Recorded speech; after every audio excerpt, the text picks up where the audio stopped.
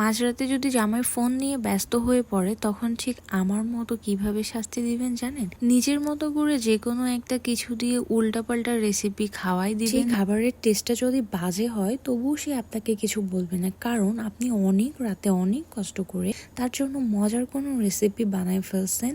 আর এখানে তো সে না খেতে পারলেও অনেক বেশি খুশি হবে, কারণ বউ তার জন্য অনেক বেশি মজার রান্না করছে। রান্নাটা যেমনই হোক এইটা বিষয় না, বাট এত কষ্ট করে রান্না করছে এটাই বিষয়। আর যেহেতু আমার একটা মিনি রাইস কুকার আছে যেটাতে ঝটপট কিছু বানানো যাবে, আমার ছোট ছোট হাঁড়ি পাতিল অনেক বেশি ভালো লাগে, ঠিক তেমনই মিনি রাইস কুকারটা আমার অনেক বেশি পছন্দের। আমি এটাতে হুটহাট করে ছোটখাটো নুডলস তারপরে বিভিন্ন রকমের রেসিপি বানাই ফেলি। আমি জানি না আসলে আমি কি বানাই, আমি নিজেও জানি না। মোটামুটি ছানা দিয়ে আমার কিছু একটা তৈরি হয়ে গেছে। আমার হাতের কাছে যা কিছু ছিল সেই সব কিছু দিয়েই বানিয়ে ফেলছি।